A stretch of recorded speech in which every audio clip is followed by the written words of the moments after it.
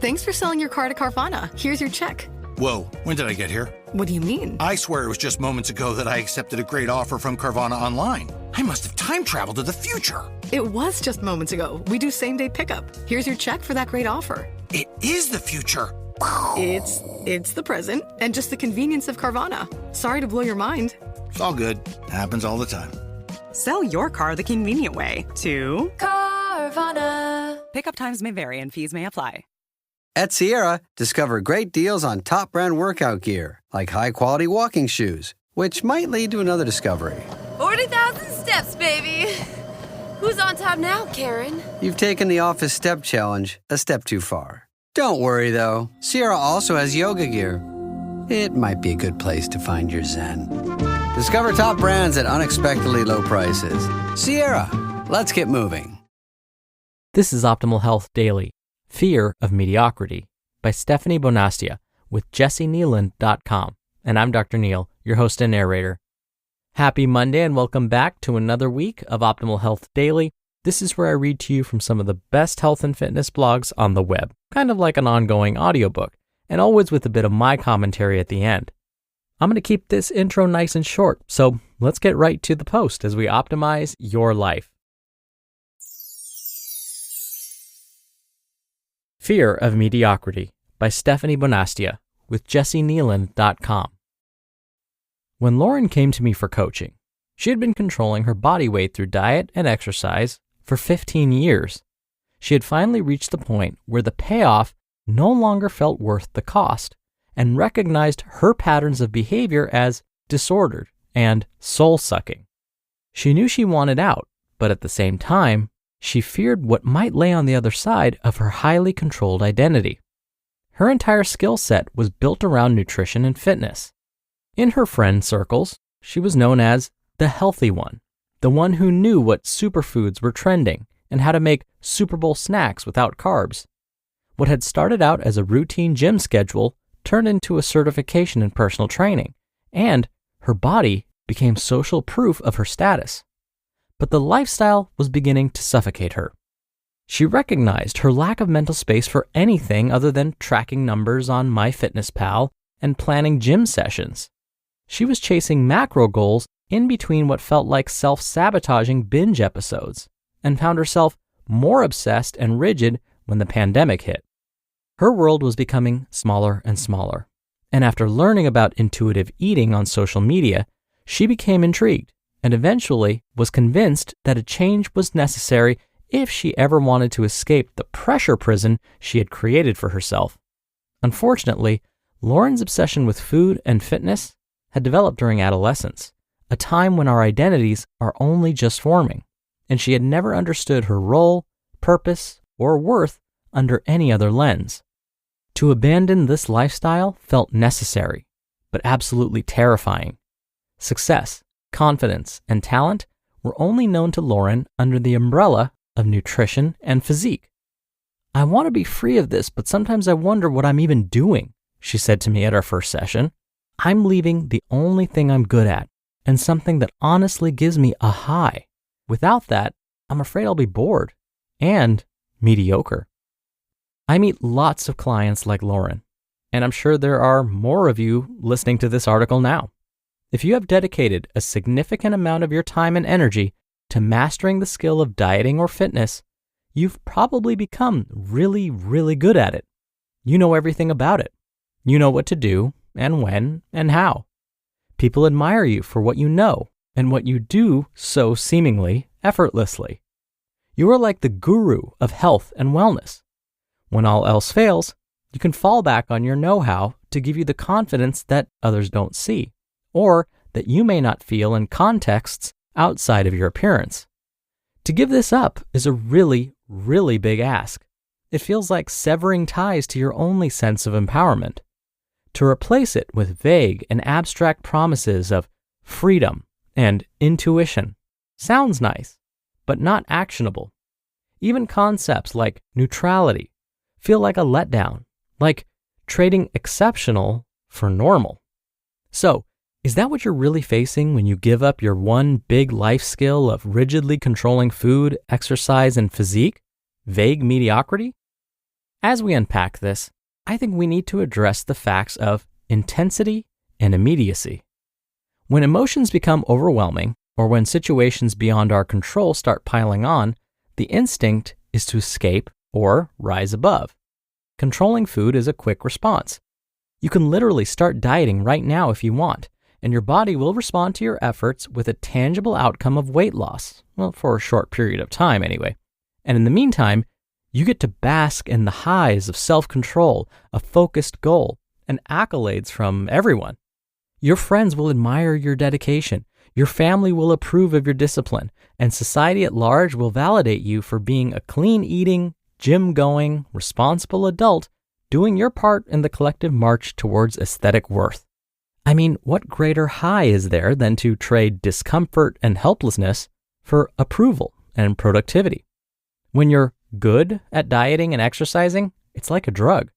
It's quick, it's easy, it's concrete, and you know how to get it. The rewards are swift and sure. This is not something that food freedom or body acceptance can rival. I think it's helpful to acknowledge this. Once we give ourselves the permission to admit that yes, a quick fix would feel so good, we can simultaneously recognize that this is actually only a Band-Aid. By labeling it as such, we give ourselves the space to see it's not what we need. So what, then, is the larger solution? How do we move past the Band-Aid to empower ourselves as effectively, especially if the Band-Aid is our natural skill set? The first step might be to recognize that controlling your food and body is not really the natural skill set. Consider this. Dieting and fitness are merely channels that you have learned to use that harness the power of your actual natural skill sets. What you are good at is not having a sculpted body or eating clean, as much as it might be researching new information and trends, integrating structure, or honoring commitments. Traits of persistence, organization, and even discipline might be strengths that flow into passions of any kind, but happen to land on dieting and weight control, because that's where you found the most accolades. In the absence of accolades, where would your passions be? Empowerment might lie in the answer to that question, because I promise that you are good at so much more than diet culture, and if what we are good at can bring us a sense of empowerment, then the mission becomes less about losing weight and more about soul searching, which of course is not as glamorous or as instantaneous as quick fix dieting. And it's probably one of the reasons we don't turn to it in times of self-doubt or insecurity. Instead, we choose instant gratification. But if instant gratification has become a hamster wheel of emptiness and burnout, then it might be time to get patient and intentional about cultivating confidence beyond body size. For Lauren, she had to detach from her identity in diet culture and feel the vulnerability of, what now, to start moving in new directions. The shift did not happen overnight, but as her self-worth became less and less about her body, it found other areas to find a foothold. More recently, Lauren was accepted into a doula certification program, which was an interest she had only mildly entertained prior to our work together.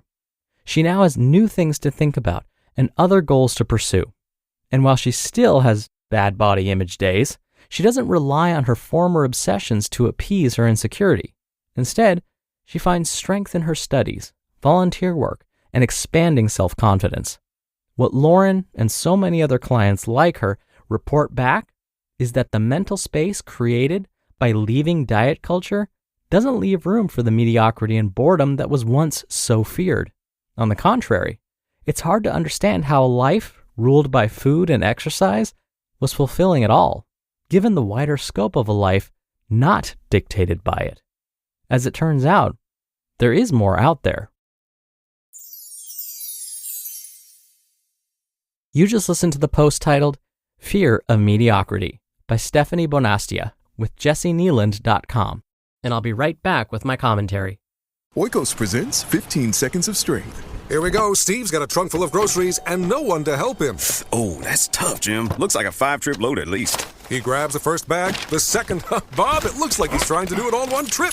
He shimmies the door open, steps over the dog, oh, and he stumbles. Oh, right into the kitchen without missing a beat. Jim, now that's a man who eats his protein-packed Oikos. With 15 grams of complete protein in each cup, Oikos Triple Zero can help build strength for every day. Oikos, stronger makes everything better. You just realized your business needed to hire someone yesterday.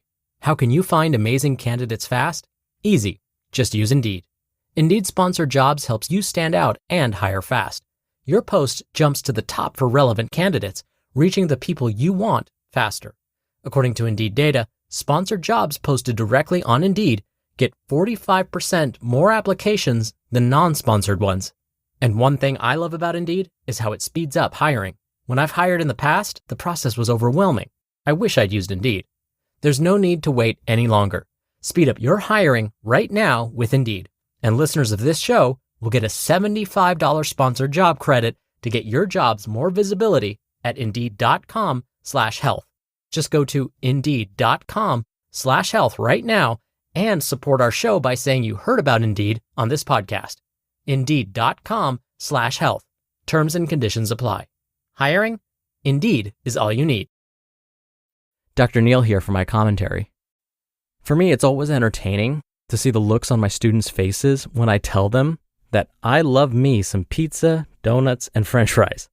I teach up-and-coming dietitians, and so when they hear me, someone who talks about good nutrition habits day in and day out, reveal that I enjoy the occasional slice or two of pizza, handful of French fries, or deep-fried donut, they often gasp in horror. How could I? Well, I have to remind them that I'm human, that although they see me as someone that talks about healthy nutrition habits all day, I'm more than that. I have interests that extend far beyond just healthy eating. In fact, I often have to remind my friends, and family for that matter, that we can talk about other things besides nutrition when I'm around. I have so many other passions and interests. I share all this with you so that if you find that eating nutritious foods and exercising regularly are your passions, that's fantastic. They're mine too. But just don't let them be your only passions. Just because you've dedicated yourself to being the best version of yourself doesn't mean that you can't have other interests as well. It's not an either-or situation. You can still be the best version of yourself while enjoying much of what life has to offer. All right, that'll do it for the Monday episode. I hope you're having a great start to your week, and I'll be back here tomorrow as usual, where your optimal life awaits.